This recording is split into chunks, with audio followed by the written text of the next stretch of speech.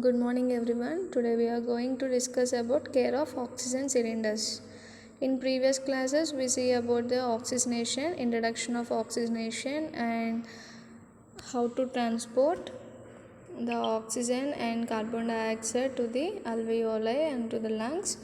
And after that, in that hypoxic conditions and hyperventilation conditions, and what are the diseases affect the blood oxygen level, and who will need of oxygen therapy, and factors affecting the oxygenation will we already seen in previous classes. Now we are discussed about the care of oxygen cylinders. As a nurses, as part from this, we are know about the oxygen cylinders and how to care. Nurses frequently have to administer oxygen, but it should be remembered that oxygen could have harmful effects as well as beneficial ones. It is often forgotten that oxygen is a drug that has to be prescribed. Prior to administering any drug, the nurse is expected to have a sound knowledge of what is being administered. Along with contraindications and its side effects, the aim of this article is to update nurses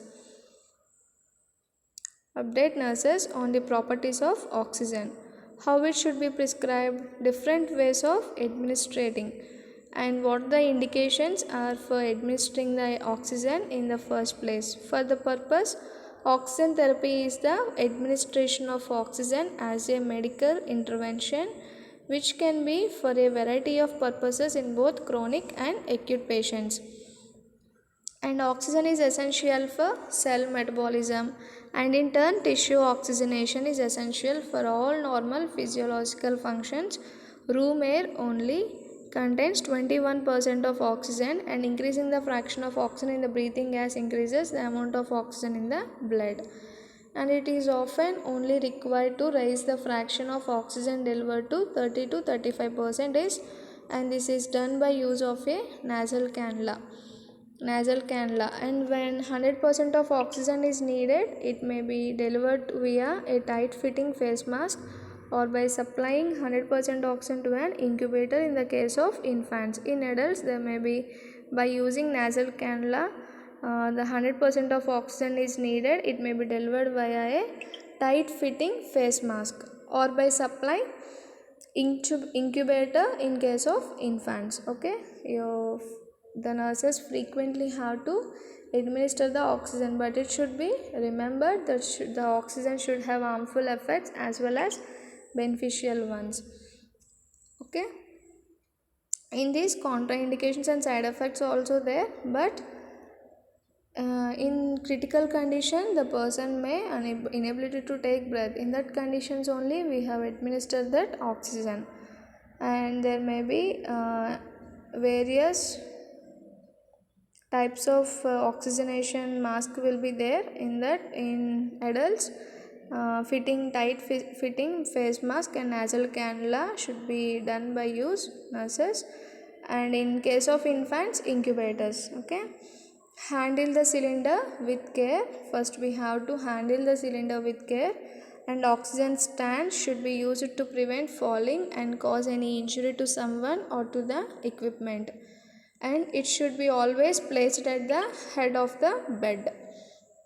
The oxygen cylinder should be always placed at the head of the bed, and oxygen does not cause fire but it supports combustion. So avoid any source of fire from the cylinder for fear of fire. We must, if any fires and any combustion or any damages will be there, that cylinder we must be observed, and we so avoid any source of the fire from the cylinder. We must supports, but it supports the combustion. Okay, what are the parts of this? Flow meter will be there in oxygen flow meter. In flow meter only we adjust the liters of the oxygen, and here pressure gauge and oxygen input plug. There may be screw on and off button or increase or decrease. Okay, decrease the oxygen liters, and after that pressure adjuster will be there, and oxygen input pipe and humidifying bottle, and this bottle may filled with distilled water and oxygen output, flow adjuster, and this is flow meter, and this is the oxygen cylinders. Okay, this is oxygen cylinders, and this is the uh, oxygen delivery system. It may have pressure gauge, oxygen input plug and pressure adjuster, oxygen input pipe, humidifying bottle, and oxygen output, flow adjuster, and flow meter. And after that, the visitors and other patients may need to be reminded, hang no smoking board to the oxygen cylinder. Should not smoke near to the oxygen cylinder areas. And oxygen cylinder should be stored in a cool temperature, because high temperature can cause expansion of the gas with consequent loss of gas through the safety valve. So the oxygen cylinders should be stored in a cool temperature. Do not store them in hot temperature, and do not use electric appliances close to oxygen. Any oil or grease should not be used on the regulator, because in the presence of high oxygen concentration, oil is likely to catch the fire and the cylinder may explode. And mark empty cylinder, replace protection cap and set aside from full cylinders. Okay, and inspect the apparatus at frequency intervals and make sure that it is in working condition. The nurse should learn the working of cylinders, its regulators, etc. before handling the apparatus. What are the precautions we take? Giving oxygen is an emergency procedure, so it should be ready for 24 hours. And the nurse should see that the cylinders are full and all the apparatus is in working condition. We must see the cylinders are full and the apparatus is in working condition or not. Okay, and after that, the key is attached with the cylinder in a bag, and there should not be any leakage in rubber tubing.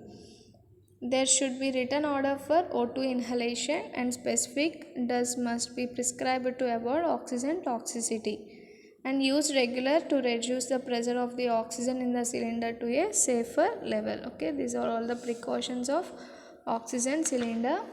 And next one, measure the flow in liters per minute and adjust the flow of oxygen 2 to 4 liters per minute for adults when the nasal catheter is used. When the adults is in nasal catheter, in that patients we must flow the oxygen in 2 to 4 liters per minute for adults only, and use sterile or disposable nasal catheters to avoid infection.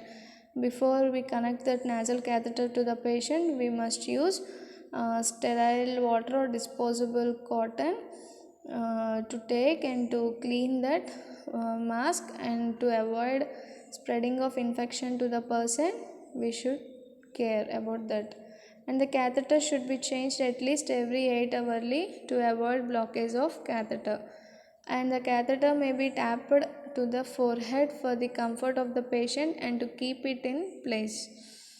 Patient's nostril should be lubricated with petroleum jelly if there is any sign of irritation, and oxygen administration must never be stopped until the cause of hypoxia is reversed. And if nurse is leaving the patient for short period, leave a call bell near the patient. And the premature baby should be given oxygen inhalation only for a short time and at a very low concentration to avoid retrolental fibroplasia. And observe the patient receiving oxygen inhalation continuously to detect early signs of oxygen toxicity. And since oxygen helps in combustion, fire precautions are to be taken when the oxygen is on flow. We must take precautions about that if any fire will be there. And what are the dangers of oxygen therapy? Physical risk and functional risk and cytotoxic damage. We must know the dangers of oxygen therapy. There are 3 types of risk are there with oxygen use. Physical risk, oxygen being combustible, fire hazard and tank explosion is always there. This is more with high concentration of oxygen, use of pressure chambers. and in smokers. So catheters and masks can cause injury to the nose and mouth. Okay, and dryness and crusting will be there. And after that, functional risk, patients who have lost sensitivity to CO2 and are upon the hypoxic drive are in danger of ventilator depression, are seen in patients of COPD. Hypoventilation can lead to hypercapnia and CO2 narcosis, although the risk is small with low flow oxygen therapy. So we must be check how per minute how many liters will go on through the nasal catheter. And after that, cytotoxic damage means COPD patients on long-term oxygen therapy on autopsy show proliferative and fibrotic changes in their lungs. In acute conditions, most of this structure damage occurs from high FiO2, as the oxygen can lead to the release of various reactive species which attack the DNA and lipids and certain proteins. Okay, and these are the dangers of oxygen therapy. Physical risk means if any fire hazard or any tank explosion and this oxygen being combustible, so we must be take care about that high concentration of oxygen. And the oxygen mask may injure to the nose and mouth. And after that, functional risk, there may be ventilator depression as seen in patients of COPD. If the patient is in ventilator, the patient may undergo depression and anxiety about their disease condition, so that patients also may increases the other medical conditions. And cytotoxic damage means any which attack the DNA and lipids and proteins. And long-term oxygen therapy on autopsy show proliferative and fibrotic changes in their lung condition. This is all about how to take care of cylinders and dangers of oxygen therapy and precautions. As a nurse, we know about this. In after classes, we see oxygen administration and types and classification of oxygen administration and what are the purpose and nursing management. Okay, thank you.